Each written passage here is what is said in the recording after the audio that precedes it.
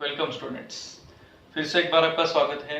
और जैसे कि मैं 11th स्टैंडर्ड के फाउंडेशन बैचेस को जब भी लेक्चर स्टार्ट करते हैं हम तो एक छोटा सा हमने ट्रेडिशन बना दिया है, एक छोटा सा रूल बना दिया है कि हर लेक्चर की शुरुआत हम एक पॉजिटिव थॉट से करेंगे। तो मैं आपके लेक्चर्स पर भी वही इम्प्लीमेंट करता हूँ। तो बच्चों, आज के लेक्चर में जो मैंने 11th स्टैंडर्ड की बैच को जो पॉजिटिव थॉट बताया था, मैं वही थॉट आपको बताने जा रहा हूँ। थॉट ऐसा था बच्चों कि I am not afraid of storms. I'm not afraid of storms. Why? Because I am going to learn how to sell. मैं चुनौतियों से परेशान नहीं हो सकता हूँ क्योंकि I am going to learn. मैं सीख रहा हूँ, मैं पढ़ रहा हूँ, मैं सीख रहा हूँ कि चुनौतियों से कैसे डील करते हैं। तो चुनौतियाँ तो आती रहेंगी, चुनौतियाँ नहीं आती है तो समझ लीजिए कि आप डेड बॉडी हो, आप पार्ट ऑफ क्राउड हो। तो बच्चों, ऐसे ही कुछ पॉजिटिव थॉट्स हर लेक्चर के साथ हम लेते रहेंगे और कंसिक्वेंटली हमारा लेक्चर भी चालू रखेंगे। तो बच्चों, come to the point, positive thought के साथ हमारे आज के लेक्चर की हम शुरुआत करते हैं। और जो लेक्चर है हमारा वो कौन से टॉपिक, कौन से मोड पर आ चुका है बच्चों। अगर आप ये पहली बार लेक्चर देख रहे हो तो प्लीज हमारे जो ऑथोराइज्ड यूट्यूब चैनल है बायोलॉजी डॉक्टर वाघ, उस पर जाइए। मैंने जितने भी वीडियोस रिकॉर्ड किए हैं रिप्रोडक्शन इन प्लांट में, वो सब वहाँ पे अपलोड करके रखे हैं विद सीक्वेंस। उन्हें देखिए क्योंकि हर टॉपिक पिछले टॉपिक पर कुछ न कुछ परसेंटेज में बेस्ड होता है। और ये टॉपिक तो ऐसे इस तरह से कि वहाँ पे ऑलमोस्ट 80% 90% रिलेवेंसी होती है पिछले टॉपिक से। तो बच्चों, कम टू द पॉइंट, आज का जो टॉपिक है, I hope will complete these two topics in our today's session. ऐसा मैं होप करता हूँ। यहाँ पे हमें ऐसा नहीं करना है जल्दी जल्दी दोनों टॉपिक एक 40 मिनट्स में या 30 मिनट्स में कंप्लीट करने हैं। Will try to finish them out in our regular sessions. तो कम टू द पॉइंट, आज का जो पहला सेशन है जहाँ पे हम डिस्कशन करेंगे वो है स्ट्रक्चर ऑफ एनाट्रोपस ओव्यूल, और दूसरा जो टॉपिक है वो है डेवलपमेंट ऑफ फीमेल गैमेटोफाइट। तो बच्चों, जैसे कि पिछले लेक्चर में हमने देखा था स्ट्रक्चर ऑफ पोलन ग्रेन और डेवलपमेंट ऑफ मेल गैमेटोफाइट, तो यही टॉपिक पैरेलल है, वही टॉपिक पैरेलल है इस टॉपिक से। लेकिन उसकी शुरुआत कैसे की थी वैसे ही यहाँ पे मैं शुरुआत करूंगा। तो ओव्यूल जो होता है बच्चों, इसका स्ट्रक्चर लर्न करने से पहले आप समझ लीजिए, ये जो चैप्टर है इसका नाम है रिप्रोडक्शन इन प्लांट। तो रिप्रोडक्शन इन प्लांट में हम फ्लावर का डिस्कशन करते हैं। फ्लावर में दो इंपॉर्टेंट वर्ड्स होते हैं, एंड्रोशियम और गाइनोशियम। तो जो गाइनोशियम होता है ना बच्चों, gynoecium is the female reproductive whorl या female reproductive part of the flower. तो ये जो गाइनोशियम होता है, ये गाइनोशियम का जो यूनिट होता है, इसको इसको हम बोलते हैं कार्पेल या पिस्टिल। तो अगर थोड़ा सा रफली ड्रॉ करेंगे तो ये स्ट्रक्चर ऐसा दिखता है बच्चों। ये जो कार्पेल या पिस्टिल होता है, तो ये जो पार्ट होता है हम इसे बोलते हैं स्टिग्मा। ये जो ट्यूब लाइक स्ट्रक्चर है हम इसे बोलते हैं स्टाइल। और ये जो पार्ट होता है हम इसे बोलते हैं ओवरी। तो बच्चों, स्टिग्मा, स्टाइल, ओवरी, अगर आप ये तीनों में अगर देखोगे तो सबसे जरूरी पार्ट कौन सा है जो एज एन ओव्यूल हमें पढ़ना है या as a important part of reproductive structure पढ़ना है। तो आप स्टिग्मा अगर देखोगे तो स्टिग्मा का काम सिर्फ रिसीव करना होता है पोलन ग्रेन को, तो वो यहाँ पे मैं मिटा देता हूँ। स्टाइल जो होती है it is just connection between stigma and ovary, तो उसे भी मैं मिटा देता हूँ। तो बचता क्या है बच्चों, ओवरी बचती है। तो ओवरी जो होती है ना, ओवरी के अंदर होते हैं ओव्यूल्स। तो ये जो ओव्यूल्स होते हैं, ये ओव्यूल्स हम यहाँ पे लर्न कर रहे हैं। उनका जो ओरिएंटेशन होता है किसी भी ओवरी में, हम वो जो ओरिएंटेशन होता है उसके हिसाब से उनके अलग अलग टाइप्स करते हैं। तो यहाँ पे हमें one of the type learn करना है और उसका नाम है एनाट्रोपस ओव्यूल। एनाट्रोपस, तो एनाट्रोपस का मतलब क्या होता है बच्चों, ये मैं पहले बता देता हूँ। And along with anatropous ovule मैं आपको अलग अलग मीनिंग भी बताऊंगा। तो बच्चों, कुछ डायग्राम मैं आपके सामने ड्रॉ कर रहा हूँ। ये डायग्राम गौर से देखो और आप डिफाइन कर सकोगे कि अलग अलग तरह के ओव्यूल्स कैसे होते हैं। तो बच्चों देखो, सबसे जरूरी बात तो ये रहा प्लेसेंटा। आप बोलोगे सर एक लाइन ड्रॉ कर दिया, आप इसे प्लेसेंटा बोल रहे हो। तो प्लेसेंटा और प्लेसेंटा से जो ओव्यूल्स होते हैं ना, ये अलग अलग ओरिएंटेशन में कनेक्टेड होते हैं। अगर ये प्लेसेंटा के साथ ऐसे जुड़ जाता है बच्चों, ऐसे, तो आप उसे बोलते हो ऑर्थोट्रोपस ओव्यूल। अगर यही ओव्यूल इस तरह से जुड़ जाता है, उल्टी तरह से, मतलब इसका जो ओपनिंग होता है फ्लावर लाइक ओपनिंग, ये अगर नीचे की तरफ है तो आप उसे बोलते हो एनाट्रोपस ओव्यूल। और यही अगर इस तरह से हो जाता है तो आप उसे बोलते हो कंपाइलोट्रोपस। और इसे अगर दो टर्न्स लेने के बाद आप ऐसे पोजीशन में लाते हो तो हम उसे बोलते हैं कंपाइलोट्रोपस। ये होता है चलाज़ोट्रोपस, सॉरी ये है कंपाइलोट्रोपस।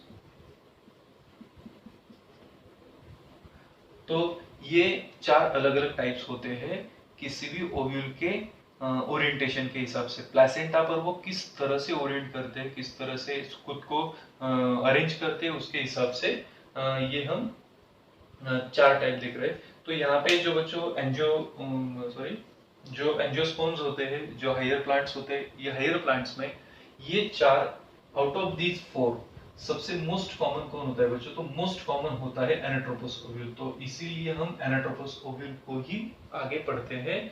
चाहे किसी भी तरह का ओरिएंटेशन हो, जो बेसिक उसका स्ट्रक्चर होता है वो तो सेम होता है। It is just part of, you can say, उसका ओपनिंग किस तरफ है, कौन सी डायरेक्शन में है।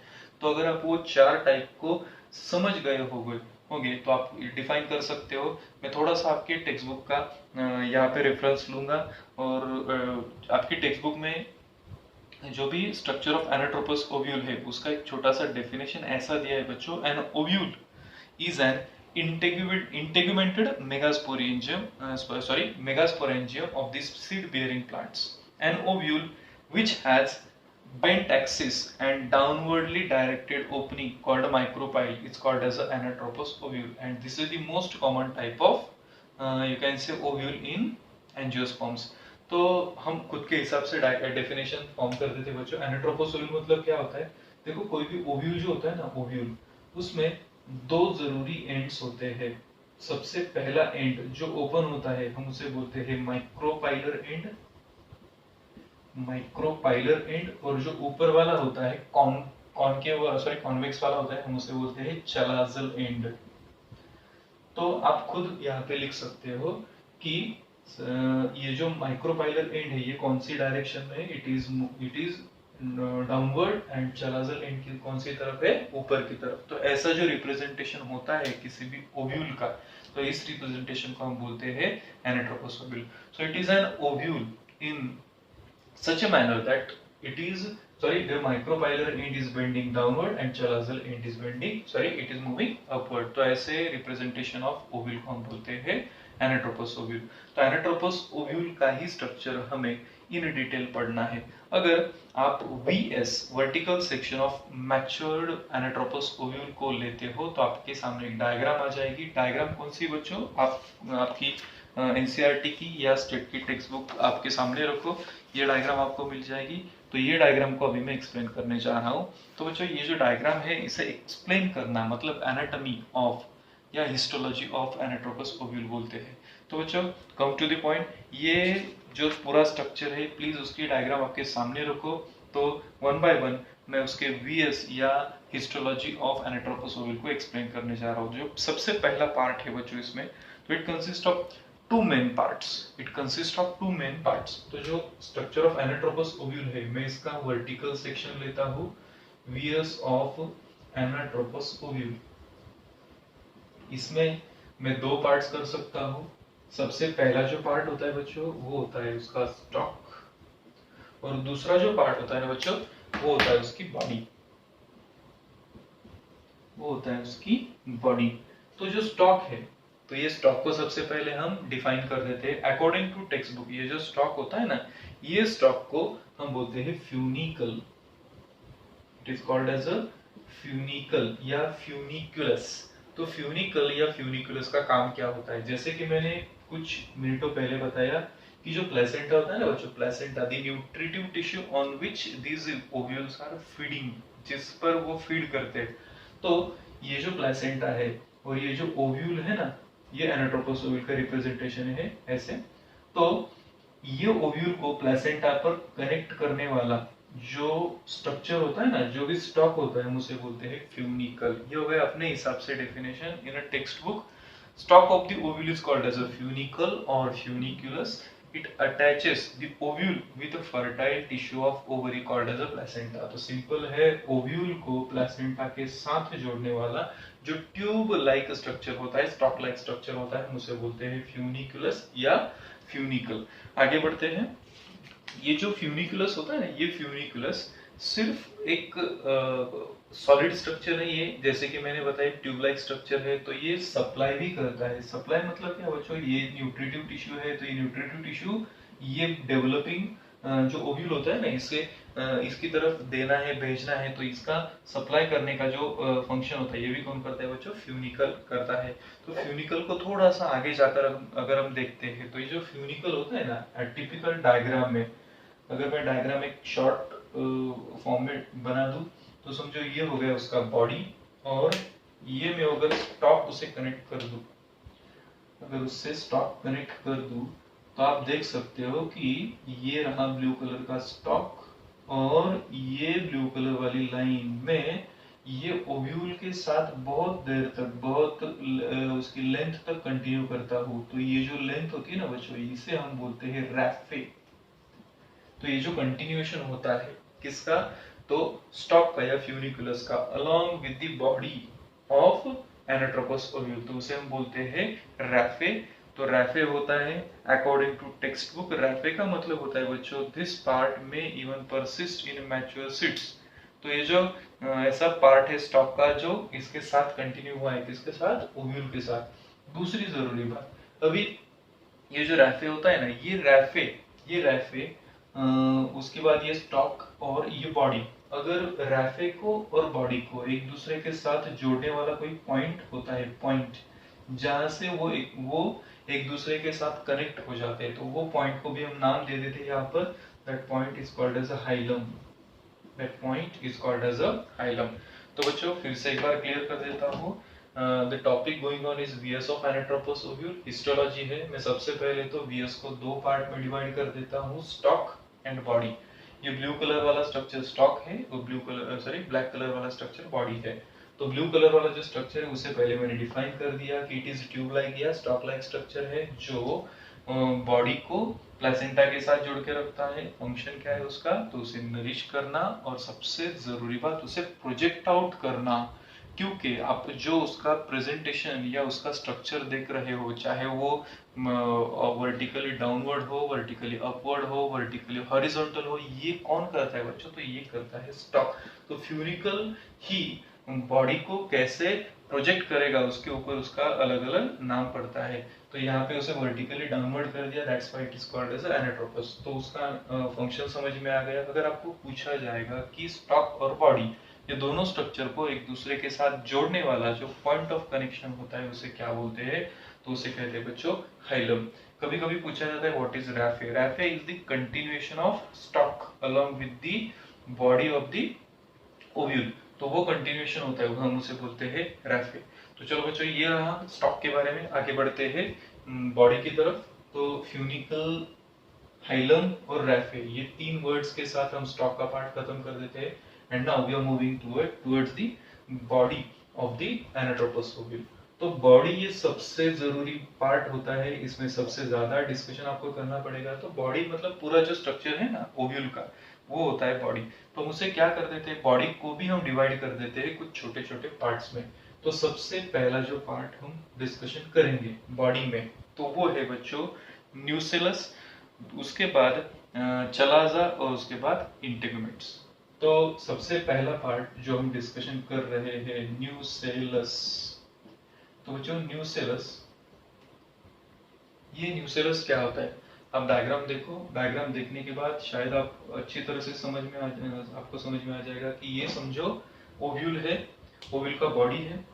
तो बॉडी के अंदर सेंट्रली सिचुएटेड ऐसा एक स्ट्रक्चर है, देखो बच्चों, सैक लाइक या ओवल स्ट्रक्चर है बड़ा। तो ये जो स्ट्रक्चर होता है ना, इसमें बहुत सारे ऐसे सर्कुलर स्ट्रक्चर्स आपको दिखाई देंगे। फॉर योर काइंड इंफॉर्मेशन, ये सभी डिप्लॉयड सेल्स होती है, और ये जितनी भी डिप्लॉयड सेल्स होती है, ये उसकी प्रोग्रेस के हिसाब से, उसकी मैचुरेशन के हिसाब से एमएमसी में कन्वर्ट हो जाती है। तो जो भी फीमेल गैमेट होता है ना, मतलब एक सेल होती है या जो फीमेल गैमेट होता है, वो प्रोड्यूस करने की रिस्पॉन्सिबिलिटी होती है बच्चों ये सेल्स के ऊपर। तो न्यूसेलस को थोड़ा सा हम एक बार क्लियर कर लेते हैं। तो it forms the main central bulk of the ovules body. The nucellus represent the megasporangium proper. बच्चों ये वर्ड आपको थोड़ा सा अच्छी तरह से याद रखना है। Nucellus represent megasporangium proper. Megasporangium इसका मतलब होता है, मेगास्पोर आप समझ सकते हो बच्चों, मेगास्पोर का मतलब होता है फीमेल गैमेट, जैसे माइक्रोस्पोर मतलब मेल गैमेट था। तो जो सैक, जो स्ट्रक्चर मेगास्पोर को कंटेन करता है, हम उसे बोलते हैं मेगास्पोरेंजियम। तो मेगास्पोरेंजियम ये तो हो गया सैक दैट कंटेन मेगास्पोर। पर प्रॉपर का मीनिंग क्या होता है बच्चों? प्रॉपर इसका मीनिंग होता है, यहाँ से आगे आप डेवलपमेंट ऑफ फीमेल गैमेटोफाइट पढ़ोगे तो उसका मदर सेल जो स्ट्रक्चर कंटेन करता है उसे हम बोलते हैं मेगास्पोरेंजियम प्रॉपर। तो nucellus is the main bulky and central part of the ovule, और उसमें बहुत सारी सेल्स होती है जो डिप्लॉयड होती है, और वो सभी सेल्स कन्वर्ट हो जाती है इवेंचुअली मैचुरेशन के बाद या मैचुरेशन के वक्त मेगास्पोरेंजियम में, मेगास्पोरेंजियम में। तो that's why it is called as a nucellus is also called as a megasporangium proper. आगे बढ़ते बच्चों, तो ये जो न्यूसेलस होता है, न्यूसेलस की सभी जो सेल्स होती है ना, ये पैरेनकाइमल सेल्स होती है, उनका नेचर होता है डिप्लॉयड।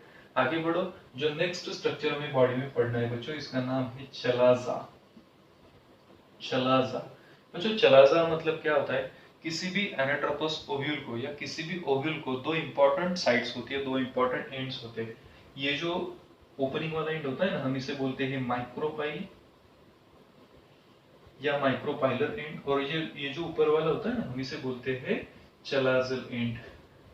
तो चलाजा क्या होता है बच्चों? एंड तो समझ में आता है, लेकिन चलाजा क्या होता है? According to text book, it is the basal part of nucellus from where integuments develops.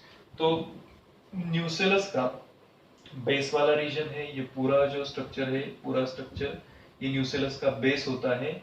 और ऐसा न्यूसेलस का बेस जो इंटेगुमेंट्स को प्रोड्यूस करता है। आप डायग्राम में देखोगे तो आपको समझ में आ जाएगा कि दो इंटेगुमेंट्स होते हैं, आउटर और इनर, और वो कहाँ से प्रोड्यूस होते हैं, मतलब उनका ओरिजिन होता है chalaza. So it is the base of the nucellus that gives rise to, that produces two integuments called as a chalaza। बस इतना ही फंक्शन, इतना ही आपको चलाजा के बारे में याद रखना है। It is a mummy of integuments. तो ये पॉइंट है जहां से इंटेगुमेंट प्रोड्यूस होते हैं।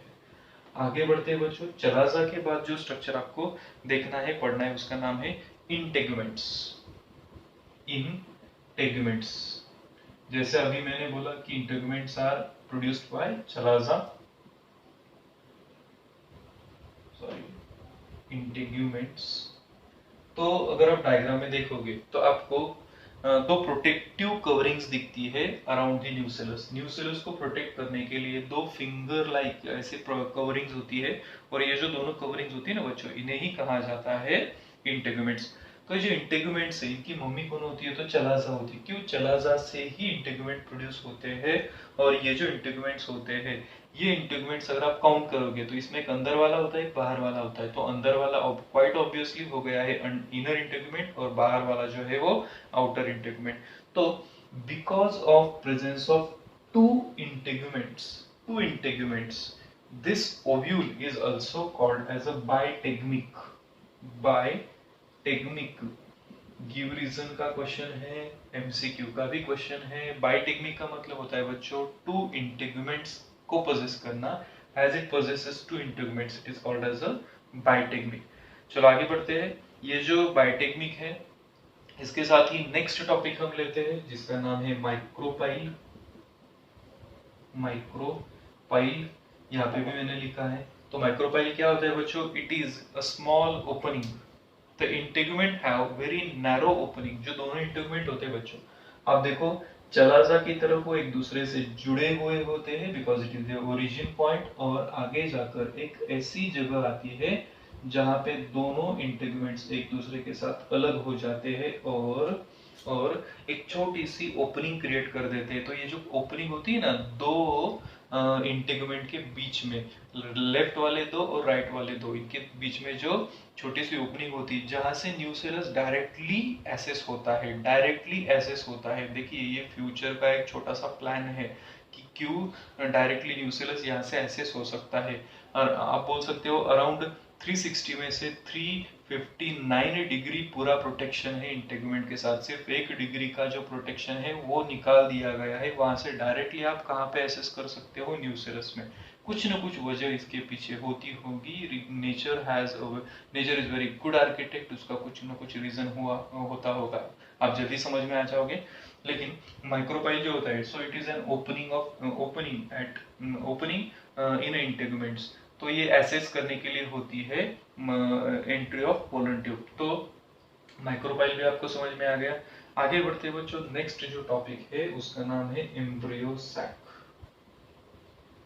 एम्ब्रियो सैक, तो ये कंसिक्वेंटली 1 2 3 4 5 कंसिक्वेंटली फिफ्थ टॉपिक है, consequently fifth topic embryo sac. और एम्ब्रियो सैक पर भी बहुत सारे छोटे छोटे एमसीक्यू आपको पूछे जाते हैं, या छोटा सा शॉर्ट आंसर क्वेश्चन भी इसमें आ सकता है। तो जो एम्ब्रियो सैक होती है बच्चों, सबसे पहले तो एम्ब्रियो सैक का मतलब क्या होता है। तो देखो ये जो न्यूसेलस होता है ना बच्चों, ये डायग्राम रब कर देता हूँ क्योंकि मुझे एम्ब्रियो सैक की डायग्राम बनानी है। तो जो न्यूसेलस होता है हम इसे बोलते हैं मेगास्पोरेंजियम प्रॉपर। तो यही मेगास्पोरेंजियम प्रॉपर जैसे जैसे मैच्योर होती जाएगी, मैच्योर होने के बाद इसमें से कोई एक सेल मियोसिस करेगी, और मियोसिस करने के बाद वो खुद को एमएमसी एज ए रिप्रेजेंट कर सकती है। तो एमएमसी का मतलब होता है बच्चों मेगास्पोर मदर सेल। तो ये जो मेगास्पोर मदर सेल होती है ना, तो ओव्यूल ही आगे जाकर एक छोटा सा सैक बना देगा, एक छोटा सा स्ट्रक्चर बना देगा, ओवल स्ट्रक्चर बना देगा, जिसमें 3 बार मियोसिस होगा बच्चों। कितनी बार मियोसिस होगा? 3 बार मियोसिस होगा कंसिक्वेंटली, और उसके बाद एक स्ट्रक्चर प्रोड्यूस हो जाएगा, जो स्ट्रक्चर ऐसा दिखता है। यहाँ पे आपको सेंटर में 2 सेल्स दिखती है, यहाँ पे एक बड़ी सेल और उसके बाजू में 2 छोटी सेल्स दिखाई देगी, और सबसे ऊपर में आपको ऐसी 3 इक्वल साइज की सेल्स दिखाई देती है बच्चों। तो ये जो पूरा स्ट्रक्चर है इसे बोलते हैं हम एम्ब्रियो सैक या मेगास्पोरेंजियम। तो ये जो एम्ब्रियो सैक है, तो ये एम्ब्रियो सैक में आप अगर देखोगे तो ऊपर की तरफ, इन प्रिसाइज मैनर में बोलूंगा, टुवर्ड्स दी चलाजा आपको 3 सेल्स दिखाई देती है। तो ये जो 3 सेल्स होती है ना बच्चों, इन्हें कहा जाता है एंटीपोडल्स। ये जो बीच में 2 सेल्स है इन्हें कहा जाता है सेकेंडरी न्यूक्लियस। और यहाँ पे ये जो 3 सेल्स है टुवर्ड्स दी माइक्रोपाइलर एंड, तो उसकी सबसे बीच वाली और बड़ी वाली जो सेल्स होती है बच्चों, यही होती है एग सेल, मतलब फीमेल गैमेट। और ये आजू बाजू वाली जो 2 सेल्स होती है ना, इन्हें कहा जाता है सिनर्जिड्स। तो सिनर्जिड्स और एक सेल, इन तीनों को अगर एक साथ अगर आप जोड़ दोगे, 2 सिनर्जिड्स होती है लेफ्ट में और राइट में, और एक बड़ा वाला एक सेल होता है। अगर ये 3 स्ट्रक्चर को एक दूसरे के साथ जोड़ दो तो आप उन्हें बोल सकते हो एग एपरेटस। तो ये पूरा डायग्राम आप एक बार देख लो, आपको कितनी सेल्स दिखती है बच्चों? 3 + 3 6 + 2 8। अगर आप यहाँ पे अच्छी तरह से देखोगे तो ये दोनों सेल्स एक दूसरे के साथ फ्यूज हो जाती है, और फ्यूज हो जाने के बाद आपको 2 सेल्स नहीं दिखाई देगी, आपको ये एक सेल दिखाई देगी। यहाँ पे मैंने इंटेंशनली आपके सामने फ्यूज किया। तो काउंट करो, 2 3 और 3 6, और ये बीच वाली एक ही काउंट करनी है, क्योंकि दोनों सेल्स फ्यूज होकर एक ही सेल बन गई है। पर अगर आप इनकी न्यूक्लियाई काउंट करोगे तो 3 सेल्स में 3 है, 3 सेल्स में 3 है, मतलब 6 तो यही पे आ गई। लेकिन ये जो बीच वाली एक सेल है जो फ्यूज होके बन गई है, तो इसमें 2 न्यूक्लियाई है। तो अगर आप सेल्स काउंट करोगे तो आपको मिलती है 7 सेल्स, और अगर न्यूक्लियाई काउंट करते हो तो आपको मिलती है 8 न्यूक्लियाई। तो ये जो 7 सेल्ड एंड 8 न्यूक्लिएटेड स्ट्रक्चर होता है, इसे ही हम कहते हैं एम्ब्रियो सैक, और ये सबसे जरूरी फीचर है embryo sac of anatropous ovule या एंजियोस्पर्मिक फ्लावर का। तो इसको अगर शॉर्ट में एक लाइन में अगर मुझे डिस्क्राइब करना हो इसे एम्ब्रियो सैक को, तो मैं ऐसे डिस्क्राइब कर सकता हूँ बच्चों कि जनरली जो एम्ब्रियो सैक होती है ना एंजियोस्पर्म की, उसका डिस्क्रिप्शन एक लाइन में ऐसा है, it is monosporic endospermic 7 celled 8 nucleated और पॉलीगोनल। तो एक एक वर्ड का मीनिंग बता देता हूँ। इसे मोनोस्पोरिक क्यों कहा जाता है? मोनोस्पोरिक, मोनो का मतलब होता है सिंगल, स्पोरिक का मतलब होता है स्पोर। ये जितनी भी सेल्स आपको दिखाई देती है ना बच्चों, जितनी 8 न्यूक्लियाई और 7 सेल्स, ये एक्चुअली रिजल्ट है किसी एक सेल का, किसी एक सेल का, एक सेल से इतना बड़ा परिवार बन गया है, that's why it is called as a monosporic. दूसरा वर्ड है एंडोस्पोरिक। एंडोस्पोरिक क्यों कहा जाता है ये शायद आप जल्दी समझ जाओगे कि ये जितनी भी सेल्स प्रोड्यूस होती है, पूरा जो स्ट्रक्चर फॉर्म हो जाता है जिसे फीमेल गैमेटोफाइट बोलते हैं, तो ये पूरा structure within a single cell होता है जिसे हम मेगास्पोरेंजियम बोलते हैं, तो that's why it is called as endosporic. तीसरा reason, it is 7 celled 8 nucleated. I won't answer this part because I have already answered it कि 7 सेल्स और 8 न्यूक्लियस क्यों होते हैं। तो बच्चों ये था आपका वीएस ऑफ एनाट्रोपस ओव्यूल। अगर आपको थोड़ा सा डाउट हो तो वीडियो को रिवाइंड कर लीजिए और क्लियर कर दीजिए, नहीं है तो प्लीज अपना जो व्हाट्सएप ग्रुप है उस पर अपनी जो डाउट्स है उसे डाल दीजिए, आई विल डेफिनेटली आंसर दोस।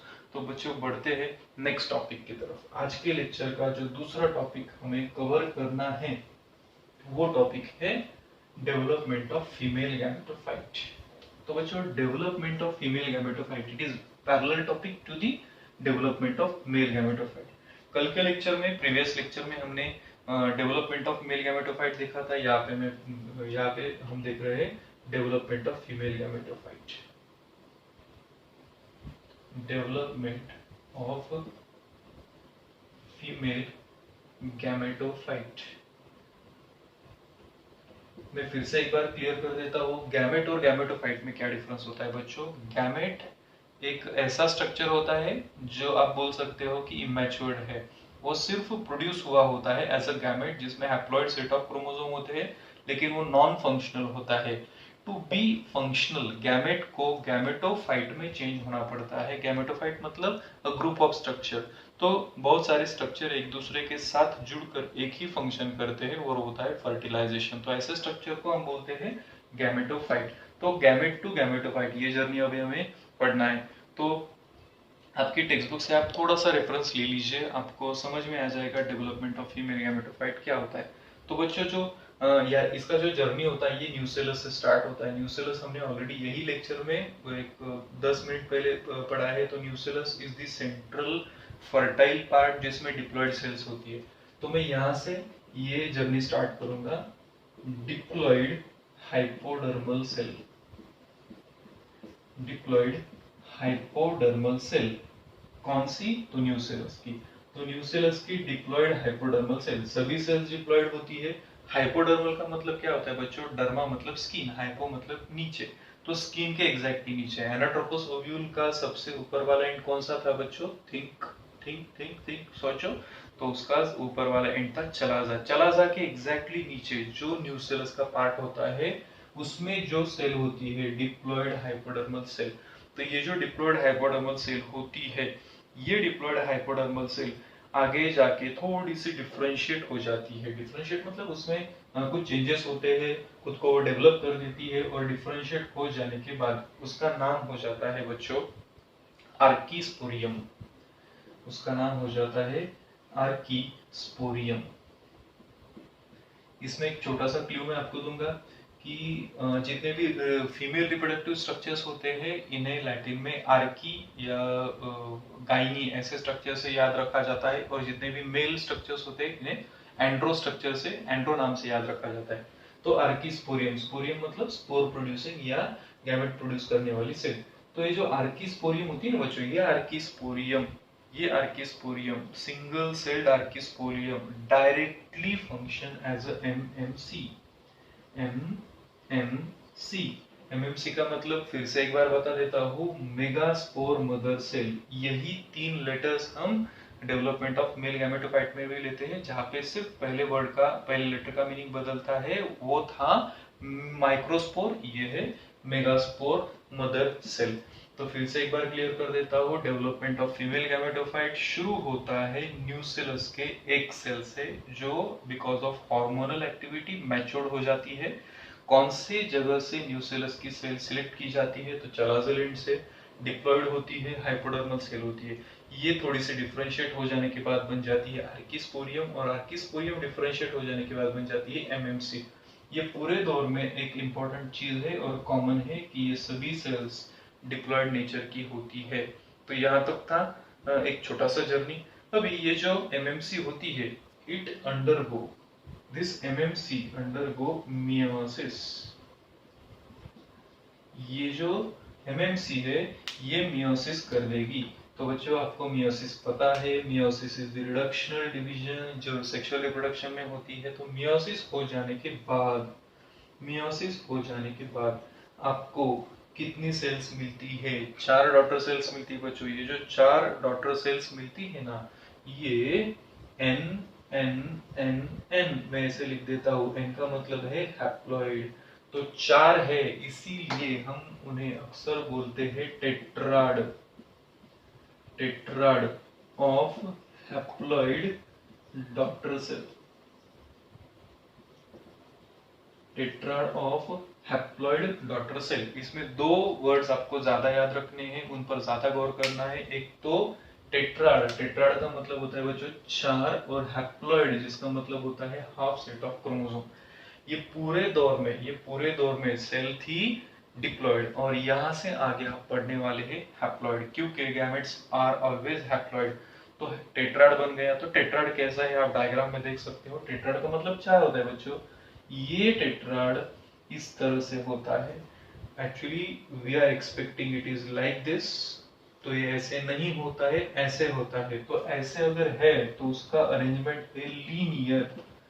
इसका अरेंजमेंट है लीनियर क्योंकि it is in a line, तो एक लाइन में है, that's why it is called as a linear tetrad. कैसी फॉर्म में है, कैसी अरेंजमेंट में है, एक लाइन में है, that's why it is called as a linear tetrad. तो जो लीनियर टेट्राड है बच्चों, तो ये लीनियर टेट्राड फॉर्म होने की जो प्रोसेस होती है ना, किससे? Meiosis. MMC undergo meiosis to form 4 daughter cells जो खुद को लीनियर टेट्राड में अरेंज कर देती है। ये प्रोसेस को हम बोलते हैं बच्चों मेगास्पोरोजेनेसिस। मैं फिर से एक बार बोल देता हूँ, कौन किस में कन्वर्ट हो जाता है, किसके थ्रू? तो एमएमसी कन्वर्ट हो जाती है लीनियर टेट्राड में बिकॉज ऑफ मियोसिस। ये प्रोसेस को हम बोलते हैं मेगास्पोरोजेनेसिस। मैं यहाँ पे लिख देता हूँ बच्चों, this process is called as a megasporogenesis. तो आप पूछोगे सर यहाँ पे तो बात खत्म हो गई क्योंकि मेगास्पोर्स प्रोड्यूस हो गए। बच्चों यहाँ पे कहानी खत्म नहीं होती, यहाँ पे ट्विस्ट आ जाता है। क्योंकि ये टेट्राड तो फॉर्म हो गए, लेकिन टेट्राड की जो सेल्स है ना, हैप्लॉइड जो सेल्स है जिसे हम मेगास्पोर्स बोलते हैं, actually they are not ready for fertilisation. तो इसमें बहुत सारी चीजें, बहुत सारे चेंजेस होने बाकी है फ्यूचर सीड या फ्रूट को प्रोड्यूस करने के लिए। तो कौन कौन से चेंजेस है? तो ये सेकेंड हाफ शुरू हो जाता है डेवलपमेंट ऑफ फीमेल गैमेटोफाइट का। प्लीज डायग्राम देखिए, डायग्राम में देखोगे आप तो जो जनरली चलाजल मेगास्पोर होता है ना, चलाजल का मतलब क्या होता है बच्चों? टुवर्ड्स दी अप एंड, क्योंकि चलाजा ऊपर की तरफ होता है। तो मैं यहाँ पे आपको दिखा देता हूँ, ये लीनियर टेट्राड है। ये लीनियर टेट्राड में ये जो ऊपर वाला है नंबर 1 का, ये है चलाजल, ये है चलाजल, और ये जो नंबर 4 वाला है ये है माइक्रोपाइलर, ये है माइक्रोपाइलर। तो मैं 4 नहीं, मैं एक काम कर देता हूँ, सेकेंड, थर्ड, फोर्थ तीनों को बोल देता हूँ माइक्रोपाइलर, और फर्स्ट को बोल देता हूँ चलाजल। तो फॉर योर काइंड इन्फॉर्मेशन, ये जो चलाजल होता है ना, ऊपर वाला जो हैप्लॉइड सेल होता है, ये डिफरेंशिएट हो जाता है, ये बचता है और आगे डेवलप होने लगता है। तो बाकी तीनों का क्या होता है बच्चों? तो बाकी जो 3 होते हैं ये डीजेनरेट हो जाते हैं। डीजेनरेट का मतलब वो एग्जिस्ट नहीं करते हैं, कुछ देर के बाद वो उनका एग्जिस्टेंस नहीं रहेगा। तो बचता कौन है बच्चों? जो चलाजल एंड की तरफ जो एक हैप्लॉइड डॉटर सेल था, वो एनलार्ज हो जाता है, और वही एनलार्ज्ड जो सेल होता है, वही एनलार्ज्ड सेल जो हैप्लॉइड है वो 3 सक्सेसिव मियोटिक डिवीजन दिखाएगा बच्चों। 3 successive, I am extremely sorry, मैं मियोटिक बोला, मियोसिस एक ही बार होता है, माइटोसिस होता है 3 बार। एक छोटा सा डिस्कशन यहाँ पे मैं कर लेता हूँ। माइटोसिस क्यों बच्चों, माइटोसिस क्यों? आपके पास रीजन होना चाहिए माइटोसिस क्यों। डेवलपमेंट ऑफ फीमेल गैमेटोफाइट में कितनी बार मियोसिस होता है, कितनी बार माइटोसिस होता है? मियोसिस सिर्फ एक ही बार होता है, मियोसिस सिर्फ एक ही बार होता है, जो प्रोड्यूस करता है, सॉरी वो प्रोसेस होती है मेगास्पोरोजेनेसिस। यहाँ से आगे कभी भी मियोसिस नहीं होगा, बिकॉज हमारी क्रोमोसोम के लैंग्वेज में बात करते, समझे यहाँ पे थे 46 क्रोमोसोम, ऑलरेडी हैप्लॉइड सेल में है 23, तो 23 को और हमें रिड्यूस नहीं करना है, क्योंकि गैमेट में सिर्फ हैप्लॉइड होते हैं, उससे कम नहीं। तो यहाँ से आगे जितने भी चेंजेस होंगे वो सिर्फ माइटोसिस होते हैं। तो मैं 3 सेल्स को डायरेक्टली डिलीट कर देता हूँ बच्चों। जो नीचे वाली सेल्स होती है ना माइक्रोपाइलर एंड की तरफ, वो डीजनरेट हो जाती है, तो इन्हें डीजनरेट कर देते हैं। डीजनरेट हो जाने के बाद जो बच गई है वो सेल फंक्शनल एमएमसी का काम करती है। फंक्शनल एमएमसी और